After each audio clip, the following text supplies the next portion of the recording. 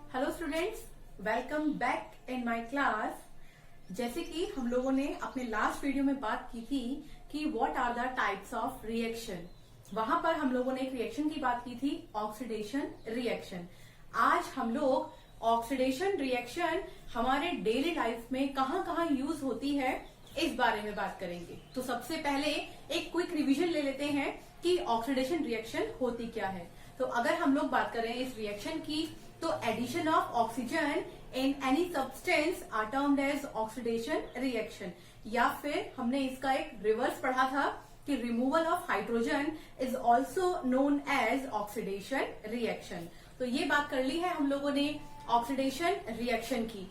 अब oxidation reaction अपने आप में दो टाइप से हमें डेली लाइफ में शो होती है। Number 1 is corrosion and the next is rancidity. सबसे पहले आज हम लोग बात करेंगे व्हाट इज कोरोजन। कोरोजन क्या होता है? अगर हम लोग बात करें, eaten up of metal from certain conditions are termed as corrosion. कुछ मेटल का कुछ पर्टिकुलर कंडीशन की प्रेजेंस में खराब हो जाना, ये हमारा कोरोजन होता है। वो कौन सी मेटल है जो कोरोजन की हेल्प से खराब हो जाती हैं? तो हम लोग बात करते हैं iron, steel, zinc, copper and so on. बहुत सारी ऐसी मेटल्स हैं जिनमें कोरोजन हो जाता है और उसकी वजह से उनकी क्वालिटी में फर्क आ जाता है। अब हम लोग बात करते हैं कि कोरोजन तो हम लोगों ने समझ लिया। कोरोजन का डेली लाइफ में कोई एग्जाम्पल, तो डेली लाइफ में हम सभी के पास आयरन ऑब्जेक्ट्स तो घरों में होते ही है डिफरेंट डिफरेंट फॉर्म में। तो उन्हीं के ऊपर एक प्रोसेस होती है जिसको हम लोग बोलते हैं rusting. Rusting process particularly mention की जाती है आयरन के लिए। आयरन ऑब्जेक्ट का eaten up in some certain conditions are termed as rusting. सबसे पहले हम लोग रस्टिंग का केमिकल फॉर्मूला पढ़ लेते हैं। तो अगर हम लोग बात करें केमिकल फॉर्मूले की, तो 4Fe plus 3O2 plus 2xH2O gives out Fe2O3.xH2O। यहां सबसे पहले हम लोग बात करेंगे Fe की। ये आयरन प्योर फॉर्म में है, इसीलिए हम लोगों ने इसके ऊपर कोई चार्ज मेंशन नहीं किया है और इसको सिंपल आयरन वर्ड यूज किया है। आयरन ने रिएक्शन की है in the presence of oxygen and in the presence of certain amount of water molecule. यहाँ पर एक्स वर्ड डिनोट करता है number of moles of water को, क्योंकि number of moles of water different different conditions के लिए अलग अलग हो सकते हैं। फॉर एग्जाम्पल, अगर हम लोग बात करें गर्मियों के टाइम पर, जिस समय मॉइस्चर बहुत ज्यादा होता है एनवायरमेंट में, तब वाटर मॉलिक्यूल्स का रेशियो अलग होगा। अगर हम लोग बात करें बारिश के मौसम की, उस टाइम वाटर मॉलिक्यूल्स अलग रेशियो में होंगे। और अगर हम लोग खुद ही किसी आयरन ऑब्जेक्ट को पानी में डिप कर देंगे तो वहां वाटर मॉलिक्यूल अलग होंगे। तो यहाँ एक्स से हमारा मतलब है डिफरेंट डिफरेंट कंडीशंस में वाटर मॉलिक्यूल। तो जब आयरन ने रिएक्शन की है ऑक्सीजन एंड वाटर मॉलिक्यूल के साथ, तो उसने हमें प्रोवाइड किया है 2Fe2O3.xH2O, जिसे हम लोग बोल देते हैं हाइड्रेटेड फेरिक ऑक्साइड। यहाँ पर फेरिक ऑक्साइड वर्ड हमने कैसे यूज किया है, एक बार इस बारे में बात कर लेते हैं। Fe2O3 हम सभी जानते हैं, यहाँ पर जो पहला नंबर लिखा होता है वो दूसरे एलिमेंट की वैलेंसी होती है, और जो दूसरा नंबर लिखा होता है वो पहले एलिमेंट की वैलेंसी होती है। पहले एलिमेंट की वैलेंसी हमेशा पॉजिटिव चार्ज लिए हुए होती है, इसीलिए यहाँ पर 3 वर्ड जो Fe को डिनोट करेगा हम बोल देंगे Fe+3, और 2 वर्ड जो ऑक्सीजन के ऊपर है हम बोल देंगे ऑक्सीजन -2। तो यहां से हमें पता लगा कि इसका नाम बनेगा ferric oxide. Hydrated word use किया गया है due to the presence of water molecule. यहाँ पर अगर वाटर मॉलिक्यूल ना हो तो हम लोग इसे बोलेंगे एनहाइड्रेटेड फेरिक ऑक्साइड। ये हम लोगों ने बात कर ली है रस्टिंग की रिएक्शन की। अब हम लोग बात करते हैं कि अगर हमें मेटल को कोरोजन से बचाना है तो हम क्या क्या प्रिवेंशन को यूज कर सकते हैं। जैसे कि नंबर 1 है हमारे पास इलेक्ट्रोप्लेटिंग। ये तो हम लोग सभी जानते हैं कि हमारे घर में बर्तन डिफरेंट डिफरेंट टाइप के मेटल से फॉर्म होते हैं। कुछ बर्तन ऐसे हैं जो बहुत साल से हम लोग यूज कर रहे हैं, लेकिन अभी भी उनमें कोरोजन या रस्टिंग नहीं हुआ है। तो कभी आपने सोचा है कि ऐसा क्यों हुआ होगा? क्योंकि उन बर्तनों पर इलेक्ट्रोप्लेटिंग की गई है। आजकल के समय में भी बहुत पॉपुलर हैं इस टाइप के बर्तन, जिनको हम लोग बोलते हैं कि कलई किए हुए हैं। कलई मतलब दो डिफरेंट डिफरेंट मेटल का मिक्सचर किया जाता है, तो उसे हम लोग बोलते हैं इलेक्ट्रोप्लेटिंग.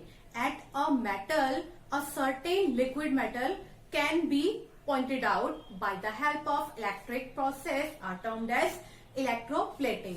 इलेक्ट्रोप्लेटिंग के बाद हमारा आता है गैल्वेनाइजेशन.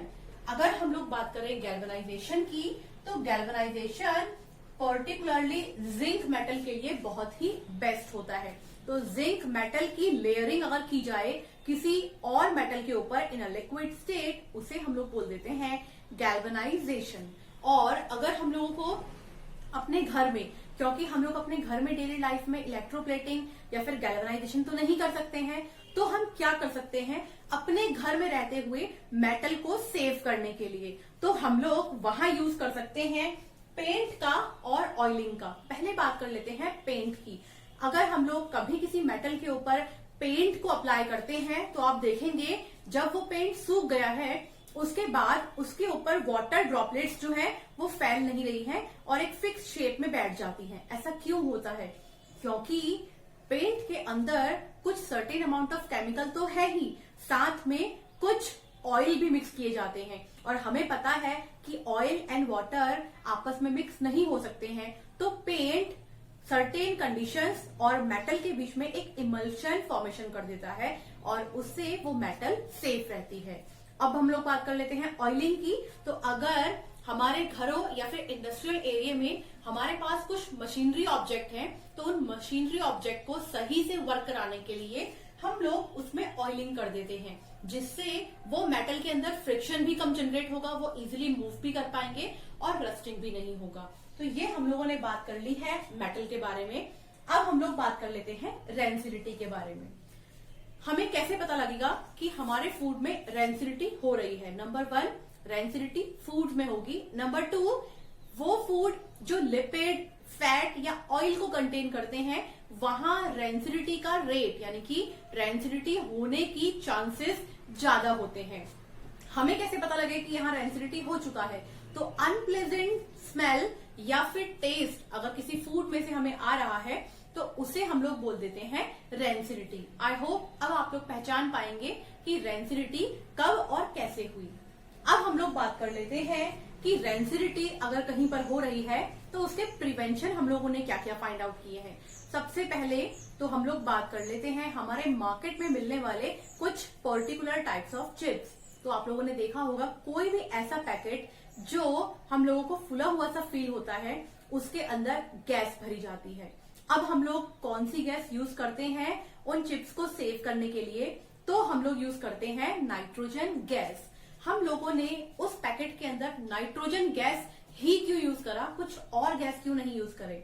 तो ऐसा बोला जाता है कि नाइट्रोजन गैस जो होती है वो फैट एंड लिपिड के कॉन्ट्रास्ट में अनरिएक्टिव होती है, वो उनसे रिएक्शन नहीं करती है. तो अगर हम लोग नाइट्रोजन गैस को वहां फिल करते हैं, तो दो काम होंगे. वो हमारे फैट एंड ऑयल सब्सटेंस के साथ रिएक्शन भी नहीं करेगी और उन्हें सेफ भी करके रखेगी.